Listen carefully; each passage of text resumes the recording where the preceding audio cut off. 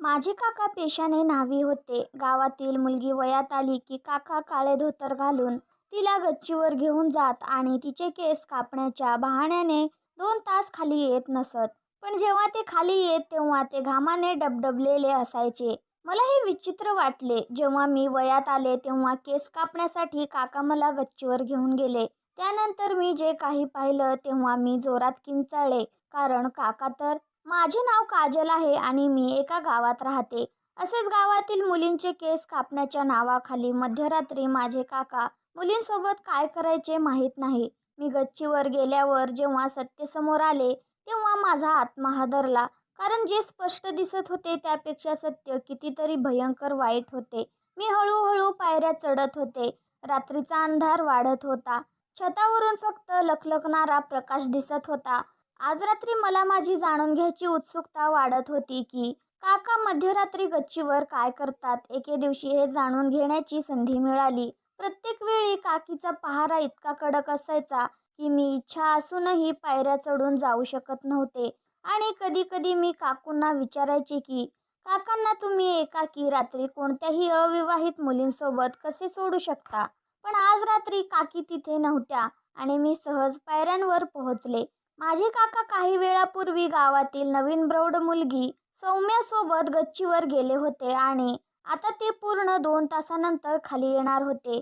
या 2 तासात काका मुलींसोबत काय करत होते आणि गच्चीवर काय झाले हे जाणून घेण्याची उत्सुकता होती.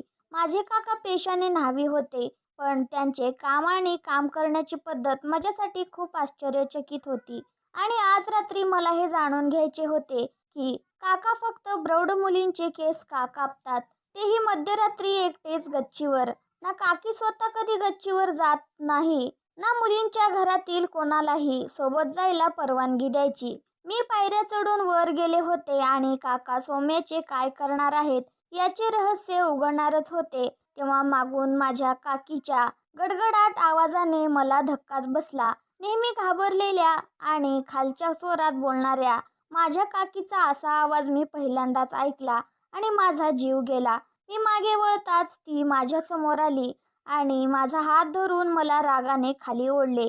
तिची स्टाईल अशी होती की जणू ती मला कच्ची चावणार आहे. ती माझ्या हाताला धरून रागाने विचारत होती की मी वर का जात होती. मी माझ्या काकीला सांगितले की मी खाली मला भीती वाटत होती म्हणून मी टेरेसवर जात होती.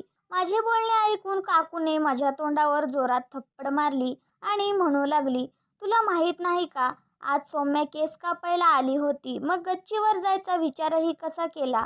काकांचे काम थांबवायचे आहे का. तुझ्या आणि तुझ्या आईचे संगोपन तुझ्या काकांनी केले आहे हे तुला माहीत नाही. तुझ्या वडिलांच्या मृत्यूनंतर तुझ्या काकांनी डोक्यावर तुझी सर्व जबाबदारी घेतली आहे आणि त्यांच्या कामाच्या मागे तूच आहेस. तुझा काका काम करत असताना त्यांना कोणी त्रास देऊ नये असे वाटते. मलाही नाही, म्हणून मी कधीच वर जाण्याचा प्रयत्न करत नाही. आज नंतर तू पण मला असे मध्यरात्री दिसू नकोस, हे बरं आहे, नाहीतर ठीक होणार नाही. आणि मग मी तुझ्या काकांकडे तुझ्याबद्दल तक्रार करेन. काकींचे बोलणे ऐकून मी खूप घाबरले, कारण मला काकांची पण भीती वाटायची आणि त्यांच्या विचित्र कृत्यांमुळे मी खूप अस्वस्थ व्हायचे. अशा स्थितीत काकीने माझ्याबद्दल कोणत्याही प्रकारची तक्रार केली असती तर माझ्यापुढे आणखी समस्या निर्माण झाल्या असत्या. मी काकीची माफी मागितली आणि म्हणाले, आजच्या नंतर मी अशी चूक कधीच करणार नाही. काकीने मला हळूच माझ्या रूममध्ये जाऊन झोपायला सांगितले. मी ही संधी साधून माझ्या खोलीकडे धाव घेतली. खोलीत आल्यानंतरही माझ्या मनात एकच गोष्ट घुमत होती की शेवटी काकांना केस काढताना एवढा एकंत कशाला हवा होता की त्यांना तिसऱ्या व्यक्तीचा हस्तक्षेप सहन होत नव्हता. तर गावातील दुसरा नावी खुर्ची टाकून बसायचा आणि 15 मिनिटात लोकांचे केस कापायचा. त्याला ना कोणत्याही प्रकारच्या एकांताची गरज होती, ना कोणाच्या येण्या जाण्याचा त्रास होता. पण माझे काका वेगळ्या प्रकारचे नावी होते. इतरांचे काका त्यांच्या पुतणीचे लाड करायचे, पण माझे काका फक्त आणि फक्त माझ्यावर बंधने घालायचे. प्रत्येक गोष्टीवर ते एवढेच सांगायचे की आता तुझे वडील नाहीत, त्यामुळे तू माझी जबाबदारी आहेस.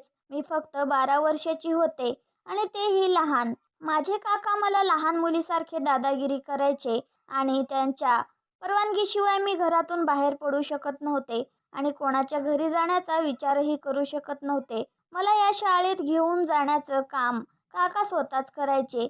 कधी कधी मला माझ्या काकांचा इतका राग यायचा की त्यांच्यापासून माझा जीव कसा तरी वाचवावा असे मनापासून वाटत असे. पण काका माझा जीवही सोडू शकले नाहीत, कारण त्यांचे केस कापण्याचे काम इतके विचित्र होते की ते महिन्यातून एकदा केस कापायचे आणि तेही आमच्या घराच्या गच्चीवर. उरलेला वेळ ते घरी बसून माझ्यावर लक्ष ठेवायचे. माझे वडील खूप पूर्वी आम्हाला सोडून देवाघरी गेले, त्यामुळे माझी जबाबदारी माझ्या काकांच्या डोक्यावर पडली आणि म्हणूनच काका मला त्यांचा पूर्ण हक्क मानायचे. काका बॅचलर होते असे नव्हते, तर ते विवाहित होते. त्यांच्या लग्नाला 5 वर्ष होणार होती. काकी पण आमच्या सोबत राहायच्या, पण कळत नाही का त्या कशाला तरी घाबरल्यासारख्या होत्या. माझी आई खूप आनंदी होती, हसरीबाई होती आणि काकांसोबत अगदी सामान्य वागत असे. ना तिला काकांची भीती वाटत होती ना काकूंची. तर काकासमोर बोलायला काकूंचा जीव जायचा. काकांशी नजर मिळवूनही ती बोलू शकली नाही, पण त्यांच्या प्रत्येक आदेशासमोर मूकपणे मान टेकवली. कदाचित याचे कारण हे देखील असावे की लग्नाला 5 वर्ष उलटूनही ती आई होऊ शकली नव्हती. ते काहीही असले तरी मला माझे काका खूप जपत असत, कारण त्यांच्यामुळे माझे बालपण तरुण मुलीसारखे जात होते. आणि जसजसे मला समजले आणि माझे काका काय काम करतात, तेव्हा मला आश्चर्य वाटले, कारण माझे काका पुरुष असूनही ते पुरुषांचे केस कापत नसे, तर ते मुलींचे केस कापत असे, आणि तेही अशा मुलींचे केस ज्या वयात येत होत्या. ही गोष्ट माझ्यासाठी खूप आश्चर्यकारक होती आणि जेव्हापासून मला ही गोष्ट कळली तेव्हापासून माझ्या मनात उत्सुकता निर्माण झाली होती. हे काका असे का करतात? काकांना मुलींचे केस कापताना बघून असं मला अनेकदा वाटायचं, पण काकांची पद्धत पूर्णपणे वेगळी होती. ते प्रौढ मुलींना रात्री घरी बोलावून टेरेसवर घेऊन जात असे व तेथे नेल्यानंतर तिचे केस कापायचे. गावात अशी अफवा होती की काका ज्या मुलींचे केस कापत त्या मुलींचे तारुण्य खूप सुंदर होत असे आणि तिचे नशीब उघडत असे. त्या मुलीचे लग्न खूप चांगल्या ठिकाणी होते, त्यामुळे लोक आनंदाने आपल्या मुली काकांकडे घेऊन यायचे, जेणेकरून त्यांच्या मुलींचे नशीब बदलेल. पण काकाकडून केस कापून मुलींचं नशीब कसं बदलणार हे माझ्या समजण्यापलीकडचं होतं, आणि तेही मध्यरात्री एकट्याने. मी अनेक वेळा वास्तव जाणून घेण्याचा प्रयत्न केला की काका मुलींचे केस कसे कापतात आणि रात्री तिला गच्चीवर का घेऊन जातात, पण हे जाणून घेण्याची संधी मला कधीच मिळाली नाही. कारण जेव्हा काका कोणत्याही मुलीला केस कापण्यासाठी गच्चीवर घेऊन जायचे, तेव्हा काकू पायऱ्यांवर पहारा देऊ लागल्या आणि कोणालाही गच्चीवर येऊ देत नसत. माझी मैत्रीण पिया मोठी झाल्यावर गावातील इतर मुलींप्रमाणे तिलाही माझ्या काकांकडे घेऊन आले. या विचाराने मी खुश होते की पियाशी याबद्दल दुसऱ्या दिवशी सकाळी बोलेन, मग कळेल काकांनी तिला टेरेसवर नेऊन तिचे केस कसे कापले. पण दुसऱ्या दिवशी ती शाळेत आली तेव्हा ती पूर्णपणे गप्प होती. मी तिला प्रश्न विचारल्यावरही तिने काहीच उत्तर दिले नाही. उलट ती हरवलेल्या मनाने वर्गात बसली. मी विचार करत होते की एवढ्या खोडकर आणि बोलक्या पियाला अचानक काय झालंय. घरी आल्यावर मी आईला तेच म्हणाले. मग ती हसून म्हणाली, वेडी, ती सुद्धा आईच्या सांगण्यावरून शांत बसली असेल. आता तर तिच्या डोक्यावर केसही नाहीत. कदाचित मुलं तिला चिडवत असतील. आईचे म्हणणे ऐकून मी समाधानी झाले. खरोखर 13 वर्षाची पिया खूप विचित्र दिसत होती आणि वर्गातील सर्व मुले तिला सतत चिडवत होती. त्यामुळे ती लाजून गप्प बसली असेल. पण तिच्या गप्प बसण्यामागचं रहस्य काय आहे हे मला कसं कळेल?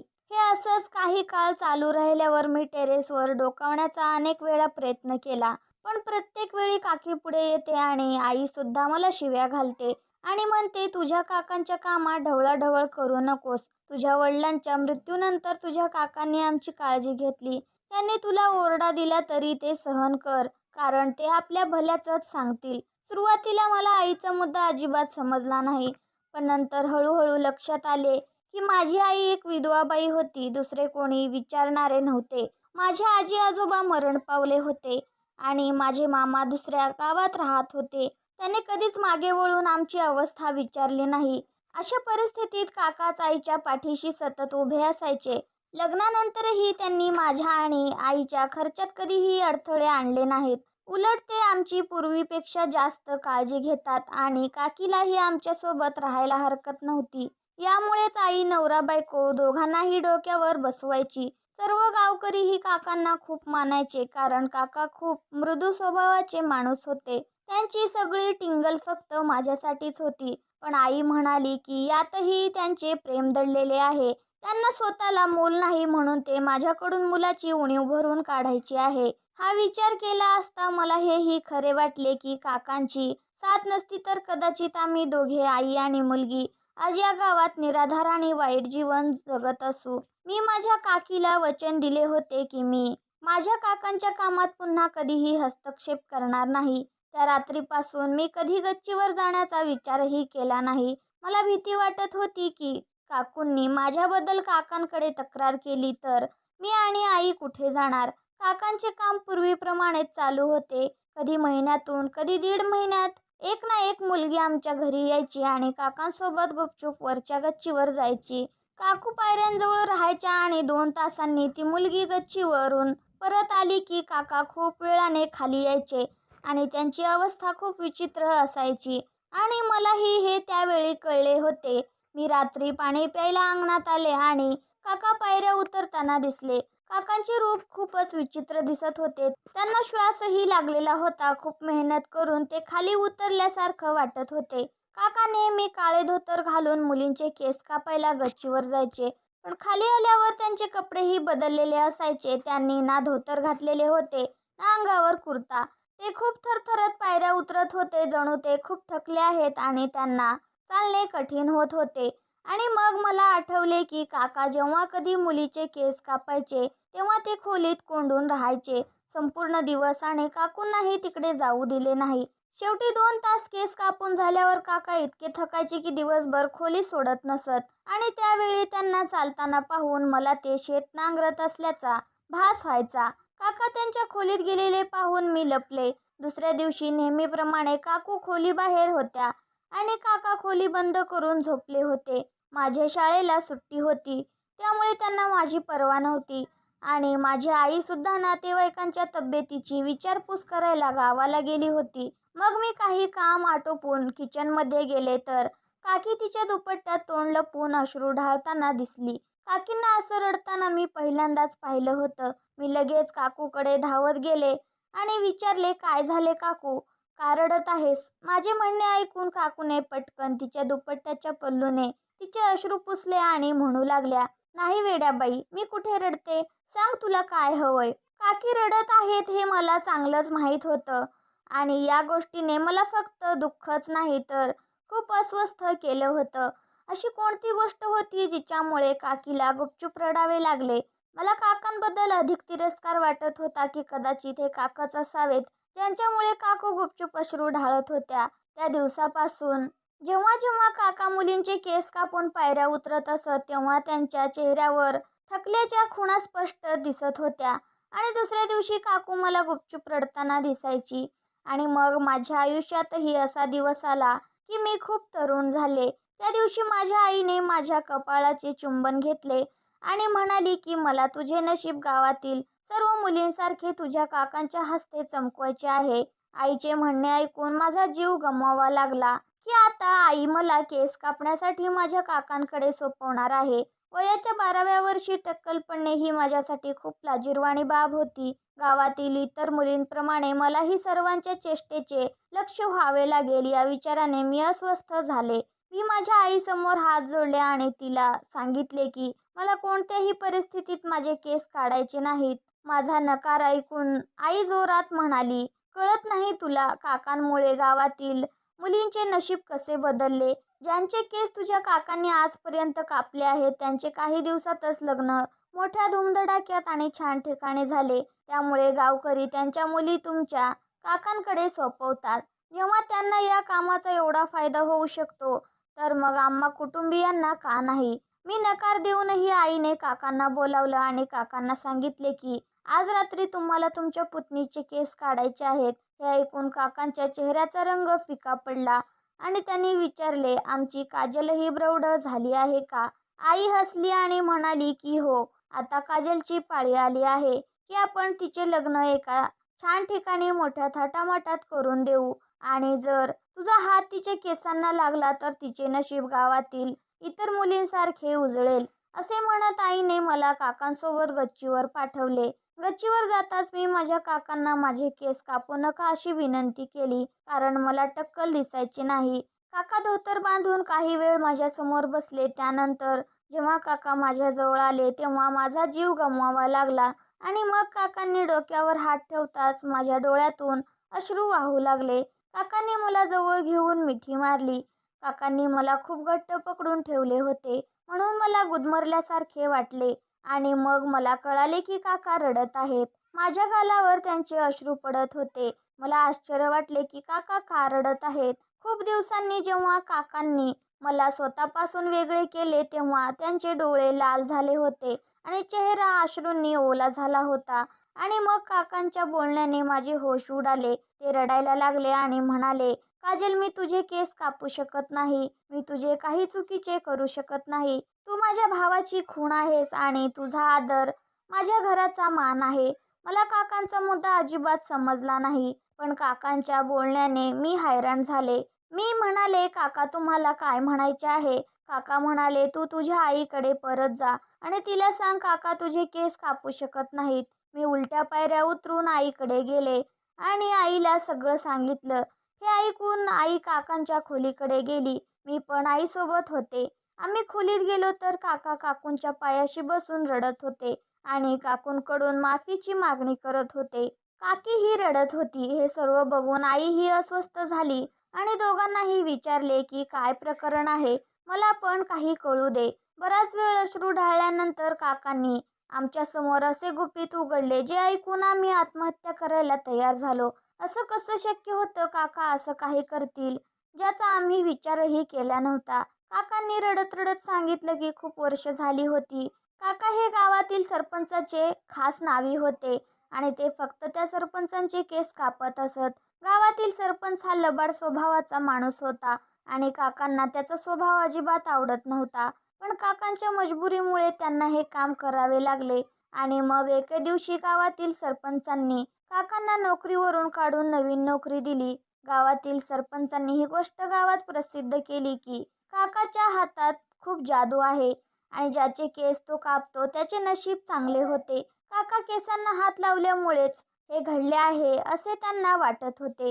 सर्व गावकरी अशिक्षित आणि साधे लोक होते. त्यांच्यासाठी गावातील सरपंचांचा प्रत्येक शब्द योग्य होता आणि गावातील सरपंचांनी या गोष्टीवर खूप चर्चा केली. नंतर गावकऱ्यांनी डोळे मिटून या गोष्टीवर विश्वास ठेवला आणि नंतर सरपंच साहेबांनीही आपल्या खास सेवकांमार्फत ही गोष्ट सांगितली. मी माझ्या मुलीचे केस कापले तर तिचे नशीब बदलले आणि तिचे लग्न एक उत्तम ठिकाणी झाले. मला समजले नाही की सरपंच साहेबांनी हे सर्व का केले.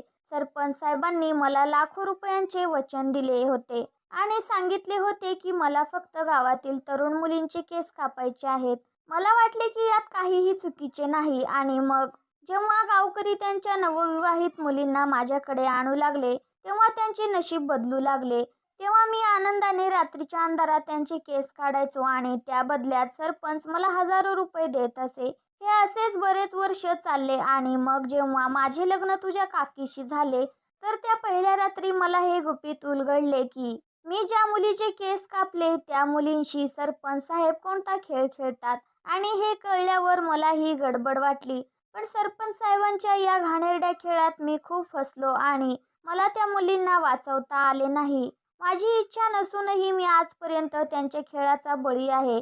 सरपंच साहेबांना तरुण मुलीसोबत आपली वासना पूर्ण करायची आवड होती आणि मुलगी कधी तरुण झाली हे गावात खूप लपले होते. त्यामुळे सरपंच साहेबांनी हा खेळ निर्माण केला आणि लोक त्यांच्या बोलण्यावर भारावून गेले.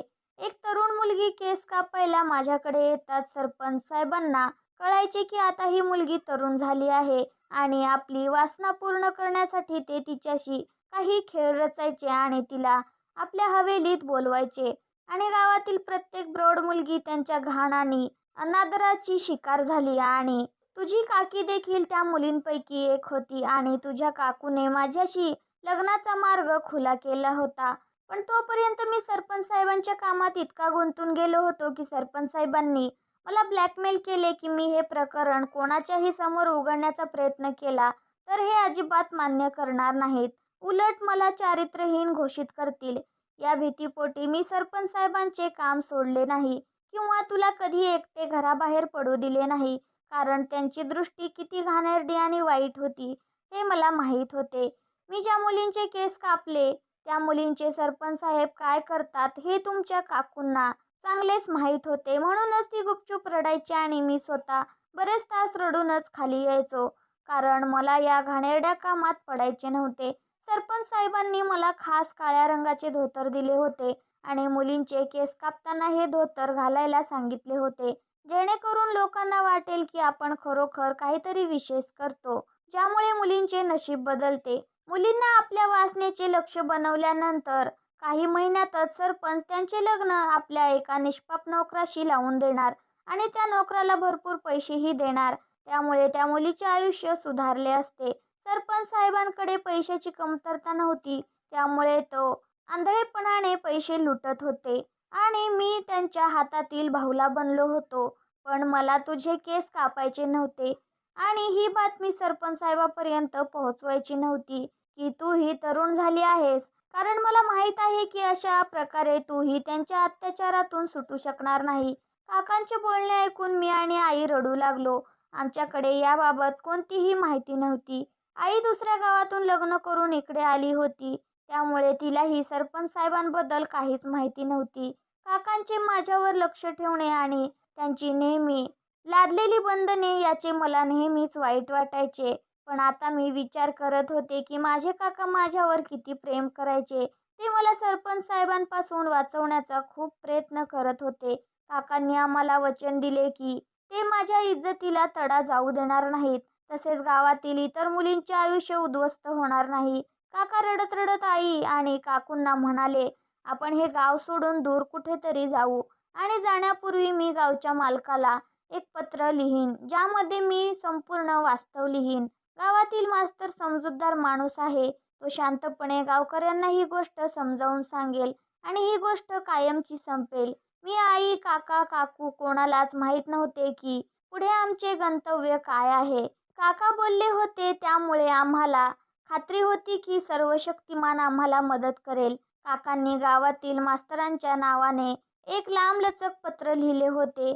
त्यात त्यांनी सर्व काही स्पष्टपणे लिहिले होते, जेणेकरून आम्ही गेल्यावर सरपंच साहेबांच्या बोलण्यात गावातून कोणीही पडू नये. मग कोणत्याही मुलीने केस कापून किंवा इतर कोणत्याही प्रकारे सरपंच साहेबांना ही बातमी पोहोचवू नये की ती आता तरुण आणि प्रौढ झाली आहे आणि त्यांचे लक्ष बनण्यास तयार आहे. मला अजूनही चांगले आठवते की एखादी मुलगी प्रौढ झाल्यावर टक्कल पडल्यावर किती घाबरलेली, लाजाळू आणि गप्प असायची आणि काही दिवसांनी शाळेत यायची. मला नेहमी वाटायचं कारण तिला टक्कल पडले आहे आणि टक्कल पडल्यामुळे ती अस्वस्थ आहे. पण हे गुपित आता उघड झाले होते की ती सरपंच साहेबांच्या वासनेची शिकार बनून आली होती आणि ती माझ्या काकांबद्दल खूप चुकीचा विचार करायची. खरं तर तो स्वतः एका समस्येचा बळी होता आणि जेव्हा आम्ही हे गाव सोडत होतो तेव्हा माझ्या काकांचा चेहरा निवांत होता.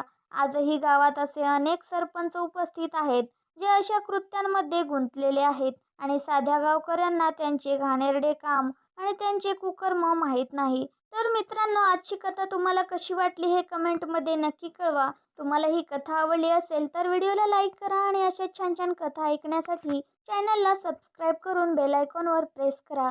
व ऑलवर सेट करा, म्हणजे पुढचा व्हिडिओ तुम्हाला लगेच मिळेल. धन्यवाद.